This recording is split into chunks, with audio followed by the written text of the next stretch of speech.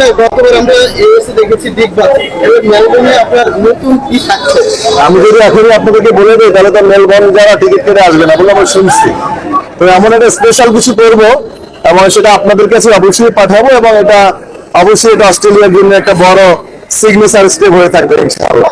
যেটা আমেরিকাতে শুরু হয়েছিল এটা আবার সিডনি আর মেলবোর্নে শুরু হবে। মেলবোর্নে অলরেডি বলে দিয়েছে আমার বন্ধু যিনি হিমি হোসেন ডিজিএন একাডেমি, আমি বলেছি যে তুই যেন একটু বেশি প্রস্তুত রাখে, যেন সমস্যা এবং যেন কোনো ধরনের ঝামেলার সম্মুখীন না হই। নিজেই বলছিল আমার, এবং অস্ট্রেলিয়া সিডনিতে যে আছে তিশা তানিয়া যারা অ্যারেঞ্জ করেছে তাকেও বলেছি, বললো অলরেডি এখানকার সবচেয়ে হাই সিকিউরিটি যে কোম্পানি তার সাথে কথা বলেছি এবং they will take care of me ইনশাআল্লাহ। অসুবিধা নেই।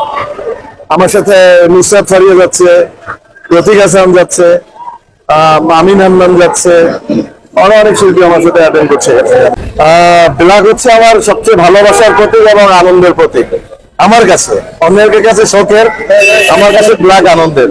তো যেহেতু আমার প্রথম এই শো আছে অস্ট্রেলিয়াতে, তো সেই জন্য আমি আনন্দের ড্রেস পরে সেই মেলবোর্নে, আমি এখান থেকে সরাসরি গিয়ে মেলবোর্নে নামবো। তো সেই মেলবোর্নে সেই আনন্দের ড্রেস পরে যেতে চাই। ভোটাররা যাকে যোগ্য মনে করে তাকেই ভোট দিয়েছে।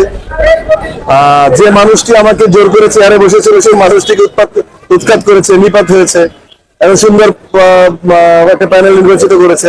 শিল্পীরা দিন শেষে সিদ্ধান্ত নিতে ভুল করে না, ভালো মানুষকে নির্বাচিত করেছে। এই প্যানেল কাজ করবে শিল্পীদের কল্যাণে, চলচ্চিত্রের কল্যাণে। একজন তো চেয়ার দখল করে শুধু নিজের স্বার্থ হাসিল করার চেষ্টা করেছে, বাট যে কমিটিটা আসছে তারা শিল্পীদের জন্য কাজ করবে, চলচ্চিত্রের জন্য কাজ করবে আমার বিশ্বাস। Thank you very much. আমার একটা শো আছে বাঙালি ফেস্ট, সেখানকার বাঙালিদের আমন্ত্রণে মেলবোর্নে। তো আমি আজকে মেলবোর্নে যাচ্ছি। মেলবোর্নের শো হচ্ছে 28 তারিখে।